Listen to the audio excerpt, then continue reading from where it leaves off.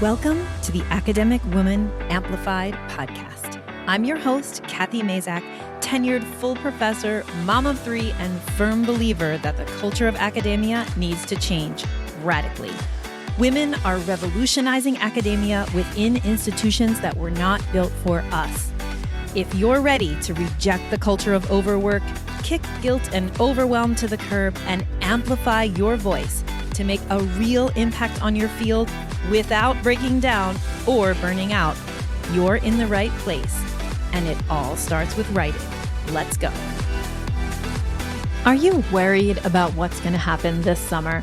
I mean, so many of us use our summers to catch up on academic projects, and most of the time, those academic projects are writing projects. Summer writing is part of the ebb and flow of academia, and we frankly rely on it.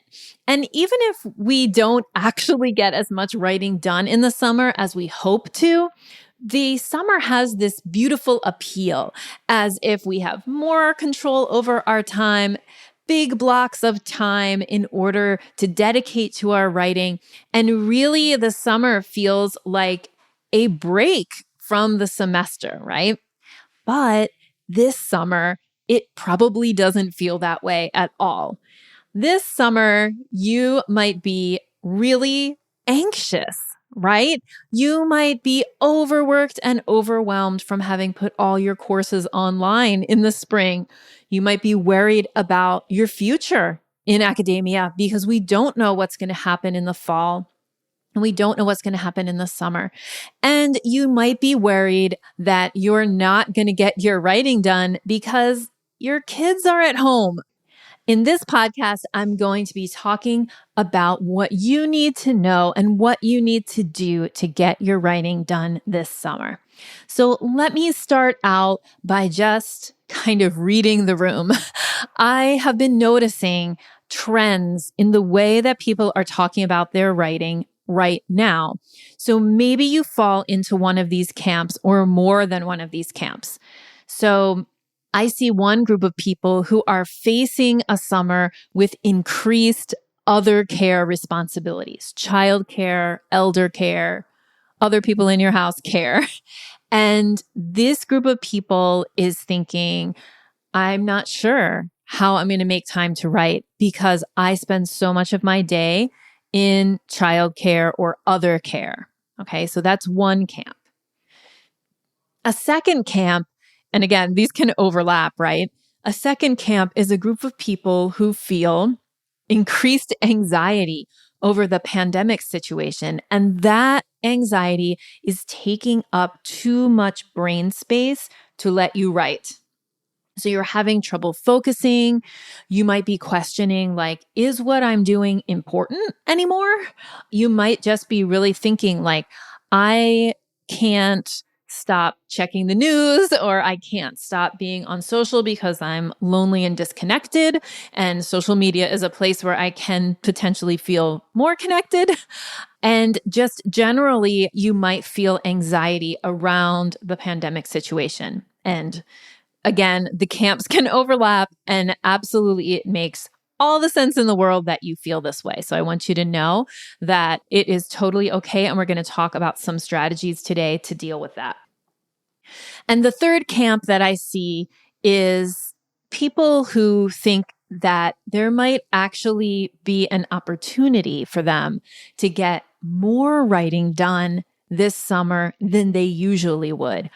But they're not sure how to take advantage of that opportunity. And on top of it, they're not sure exactly how they feel about seeing any benefit to what's happening right now globally.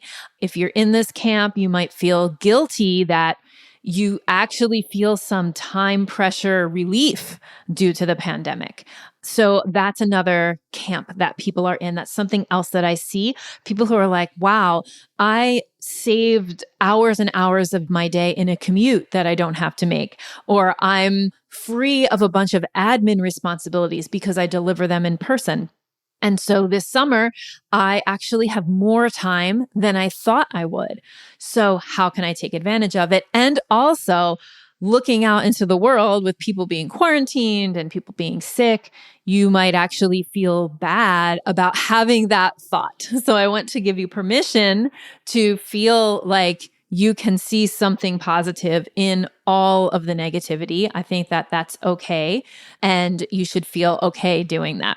So those are the three camps that I see, like some trends in the way that people are thinking. So today I want to give some advice around how you might think about your summer writing that should help you no matter which camp you're in. Okay. So today I'm going to talk a little bit about setting writing goals. I'm going to talk about the 3 skills that you need to develop in order to reach those goals. And I'm going to talk about the one piece of advice that will get you through the summer with ease.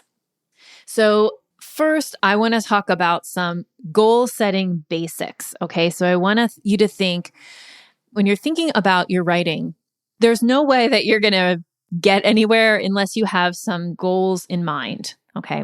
And what I encourage people to do is actually dial back their goals. So here's something you could do, and you can do it even if you're driving. You might not be going anywhere, but you could pause this podcast and think about your answer to this. So think about, like if you had to list everything out that you wanted to get done writing wise this summer. So all your writing goals, I want you to kind of make a big list of those in your head if you can't get to a piece of paper, or go ahead and start writing these down on a piece of paper. I'm often looking for a piece of paper while I'm listening to podcasts because I actually find that a lot of times I want to take notes. So list all the projects you want to work on, everything that you want to get done, and let's do it thinking specifically about writing for now. Once you have that big list, I want to talk to you about how to approach what might be a lengthy list. Now, whether it's the summer of a global pandemic or not, you may feel like you always plan to get a lot of things done in the summer, but those plans aren't always realized. So you start the summer and every academic in May thinks, I can take over the world. I can do all the things. But by the time you get to the end of July, people are like, oh crap, I only got, half or a third of what I wanted to get done actually accomplished. So I want to give you 3 kind of tips, 3 goal setting basics for you to think about when you're approaching this list that you just made. The first one is plan less to accomplish more. And what I mean by that is plan to accomplish fewer things, and you will actually accomplish more things. So I want to encourage you to look at that list that you made and choose just 3 projects that you're going to work on this summer. And that's the second tip, which is the power of the big 3. So let me talk about how these things work together to create the third thing I'm going to talk about in a second. So the first is plan less to accomplish more. So you want to actually put fewer writing projects into the queue in order to make sure that more come out the other end. And this goes back to how I describe the difference between a publishing pipeline and a publishing funnel. All right. So publishing pipeline is, if you think of the metaphor of a pipeline, something goes in one side of the pipeline and comes out the other end. That's what we want. We want everything, or 85% of the writing projects that you start, or the research and writing projects that you start, we want 85% of those to come out the end as publications. Instead, what we often do is we think, instead of having a publication pipeline, we have a funnel. And what does a funnel look like? Well, a funnel is you put a ton of stuff in the top and a couple of things come out the bottom. And to kind of just like milk this metaphor for all it's worth, what happens is things get stuck. If you put like too many things in the top of the funnel, they're not all going to come out the end, or it's going to take forever. And if you keep pouring stuff in the top of the funnel, you'll never get everything through. So what I want you to do is I want you to stop doing that. I want you to think about your pipeline as a pipeline. Not every project is worth your time. Not every project should be on your working list at every moment. So what I want you to do for the summer, which is, a limited amount of time, maybe 3 months, maybe less, depending if you're teaching and those things. I want you to really scale back the number of things on your list. And I would like you to scale that back to 3. So the power of the big 3 is that 3 is like a reasonable number that we can hold inside our minds and that we can dream to accomplish in 3 months. So if you have 3 writing projects on your list and they might be in various stages of being done and whatever, those 3 projects are going to be the things you'll work on. And everything else that you've written on that list as a writing goal just gets set aside. And what that does, it lets your mind stop thinking that you're behind. It takes away that overwhelm that you feel when you look at a list of projects that has 10 writing projects long. You don't want to be looking at that list. You need to be looking at 3 things, and the rest of the list, you put it in a drawer. And if you've accomplished those 3 things, then you can get that other list out and choose another project to work on. And the reason that we're doing this, and this is the third goal setting basic that I want to cover today, is that you are going to be creating positive feedback loops between you and your writing if you use a method of goal setting that you can actually accomplish. So the book that I like to recommend is John Acuff's book, Finish. And I'll tell you in one sentence what he says in that book, although I do want you to read it and listen to it. It's a short read. It's really enjoyable. The big idea, though, is that you need to accomplish your goals because you need that positive reinforcement. You need that positive feedback. You need that confidence. And in order to do that, what you need to do is half your goals or double the amount of time that you think it's going to take you to get there. And that's what I want you to do in order to create positive feedback loops between yourself and your writing. One of the methods for doing that is to limit your goals, right? Like say, okay, these are the 3 projects I'm going to work on. I'm going to take each project to this specific point. And that's going to be anything else that's a bonus that I get done this summer. All right, now I want to talk about the 3 skills that you're going to want to develop as you are approaching your summer writing. So the first skill that you're going to want to develop is what I call writing project management. And I know that I've podcasted about this before in previous episodes, but I really want you to be thinking about your work as a project manager. And those of you who run large research centers or big grants, you might even have on your staff, right? You might have somebody who's called a project manager. That's because in the world of what we're doing, we are always managing multiple projects. Many balls are in the air. And we need to think about how we time things. We need to think about how long it takes for us to go from point A on a project to point B. And then at point B, are we going to set it aside and bring another project forward? Or are we going to continue to point C on that same project? How do we manage multiple deadlines? How do we manage maybe even teams of people or other people? So you have grad students that you might manage. You might work with other colleagues and co-authors. All of those things are super important for being successful this summer with your writing. And so what you really need to do is hone your writing project management skills, especially the skill of breaking projects into tasks. Okay. So breaking projects into tasks, I'll tell you, is something that people ask me about all the time. Because I'm always telling them that they need to break projects into tasks, but they're like, what does it mean? What's a project? How big is a task? How big is a project? And all of that is what I teach inside of my writing roadmap course. I will say that everybody struggles with breaking projects into tasks, but that within the course, I teach ways that you can figure out for you how to approach breaking projects into tasks, because it's really task management in addition to project management that you need to work on. All right, that's the first skill to develop, writing project management.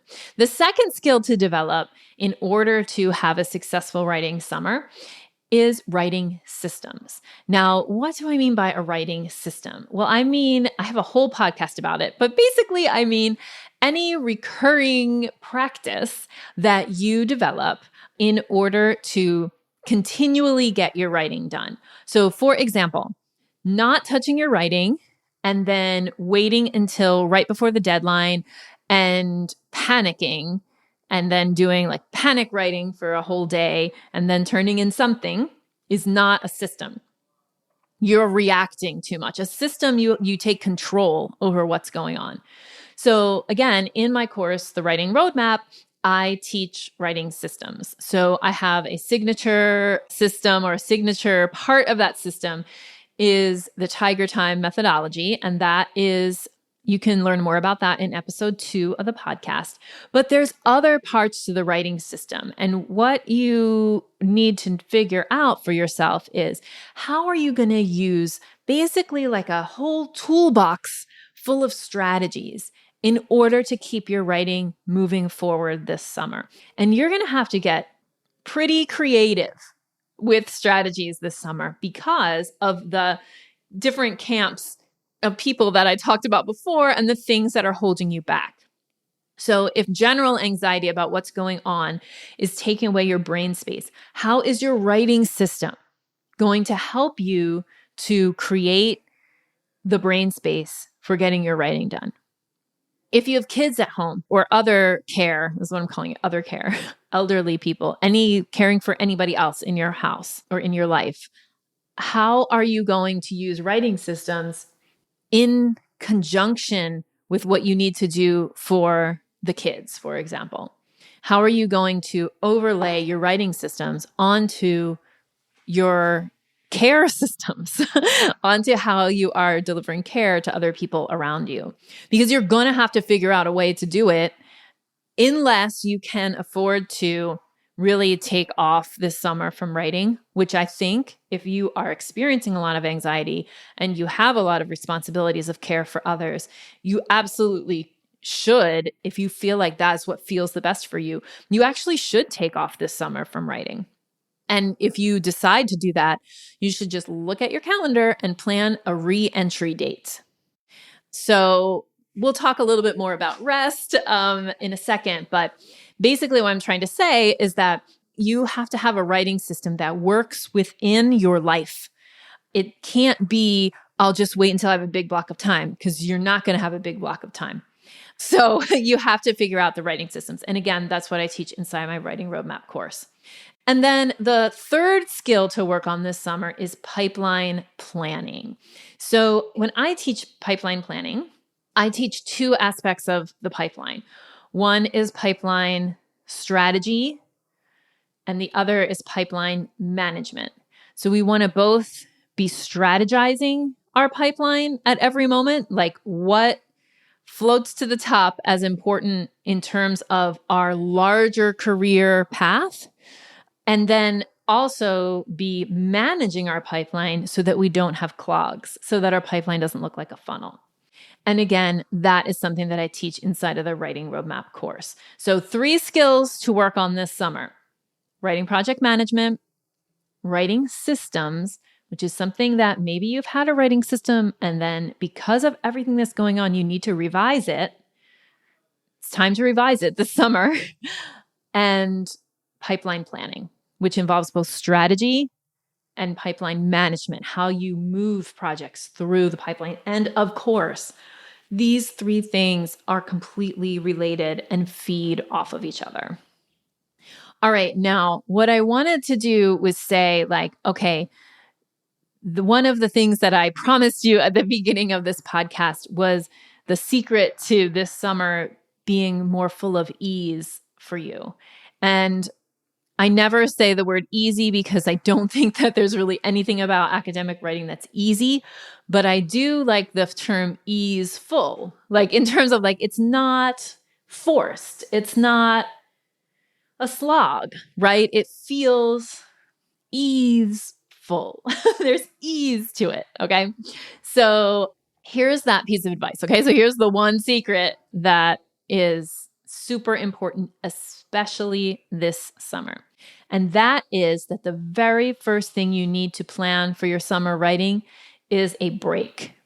And again, I'm suggesting this understanding that there are some people who are in academic positions that they can't take a week off. But if you can, I want you to take an entire week off from thinking about academia, from reading anything academic, from writing anything academic, from planning courses. And I just want you to take a week of rest. And during this week of rest, which is hard for people because we're not used to resting, what you're doing is you're preventing yourself from collapsing later. You're putting systems in place that are protecting future you from having a breakdown. Because let me say that what we are living through globally right now is trauma. And that means, in my experience of living through trauma, is that if you keep trying to push and push and push and push, your body will enforce a rest. And that will happen like you'll put your back out, or you'll get sick in some other way, or you'll have a nervous breakdown or an anxiety attack. And I don't want any of those things to happen to you. So you need to be planning to rest. We have had the semester that we never thought we were going to have last semester. Everything in our world was turned upside down within a matter of a few short weeks. And that upside down turn has caused a lot of extra work for you. It has caused a lot of extra emotional work because you've had to care for students who are also experiencing this global trauma. And you've had to step up and try to create things you've never been asked to create before, like take a course that was completely planned out and designed to be face-to-face in person and create an online course or an online version that is good enough to get people to the end of the semester and to be able to say like, okay, they took the course. And a lot of us were asked to do that in home situations that are not conducive to the kind of concentrated work that it takes to do all of that work in such a short amount of time. So this is all to say you need to rest. And the best thing that you can do for yourself is to plan a block of rest time that is a week long. Now, if you can't take a whole week off, like for example, let's say you have a week between when you turn in grades and when you have to go to start summer session. Let's say you have a week in there, but you're like, Kathy, I need to use that week to prep. Okay, take 3 days, take 4 days, but take a solid amount of continuous time break for as much as you can. And I would say also for the grad students in my audience, I know you're pushing to try to make a certain graduation time or to try to, move your project forward. You still need to rest. And again, if you can't take a week, take 2 days, take 3 days, take 4 days, because at some point, your body and your brain will force you to take the time if you don't proactively take it. So the big secret to how to make this summer more full of ease is that you take a break. All right. I hope that what I've talked about here today so far has helped you to think about ways that you can make progress on your writing, even though we are in these very unusual times. But I want to give you another additional resource. For those of you who want to, and for those of you who can, right now, if you're listening in real time, enrollment for our course, The Writing Roadmap, is open. So when you're listening to this, it is the week in the year that registration is open for the course. So we only open this course for kind of a big public registration in early May every year. So it is open right now and it will be closed for registration on Friday. Let me tell you a little bit about the course so you can think about whether it's right for you. Remember how I said you needed to work on 3 skills: writing project management, writing systems, and pipeline planning? Those are the 3 things that probably are the core of the writing roadmap. So I want to tell you what else is included in the course so that you can think about whether it's something that you would like to participate in. And we are going to link up in the show notes a web page where you can see all of the module descriptions and everything that you need to know about the course to see if it's a good fit for you. The first thing that I want to emphasize, instead of jumping into what the modules teach you, the first thing that I want to emphasize is the coaching and community that is part of this course. The coaching that is part of this course is group coaching. So the course is 10 modules long. I recommend that people go through the course in about one module per week, since we're all pretty time strapped. And that will take you tops 2 hours per week. Okay, so that's the modules, the video recorded modules that have various lessons inside of them. Each week for 10 weeks, you can be working on those modules. Now, when you register, you get lifetime access. So if you want to go faster, if you want to go slower, it's up to you. You get access to all the modules as soon as you register. So you don't have to wait. If you want to binge it, you can totally binge it. But the part that is really special about this program is that we are offering it with 3 group coaching sessions. So you join the program, you have lifetime access to all the video modules and to the Facebook group where we have basically all the students who have ever taken the course are in the Facebook group. They are there ready to kind of give you feedback and support you, as well as my coaches and myself. So that's really great. The community part of this program is really strong. But also the group coaching is really important. So we have been doing writing coaching. So my company has been doing writing coaching, and I've been doing writing coaching for over 4 years. And we really have a great way of doing coaching on group calls that helps you to see that other people are in the same spot as you.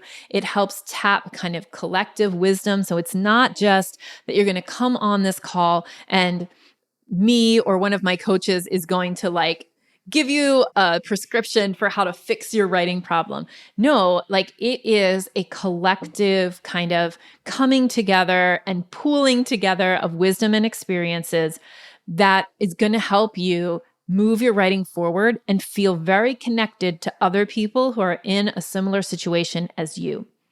So you get 3 1-hour group calls as part of the writing roadmap. They are delivered via Zoom the first 3 months that you're enrolled in the program.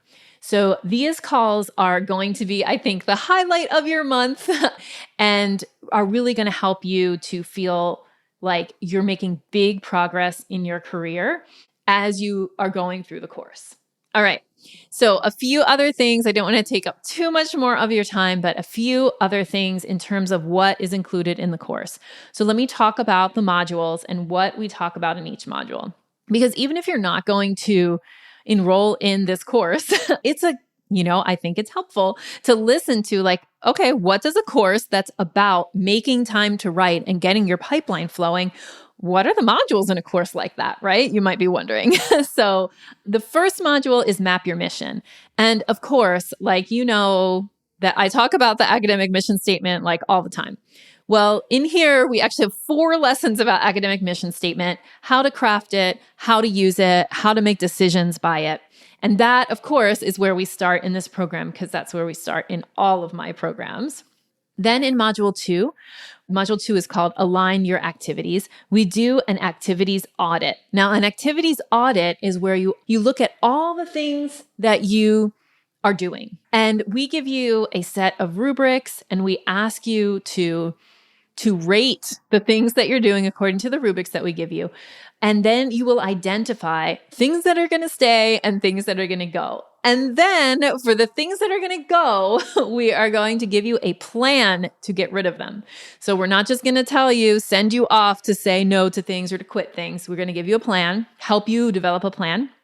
And then maybe there's things you can't quit, but aren't in line with your mission. We're also going to teach you how to align those things with your mission more. Okay.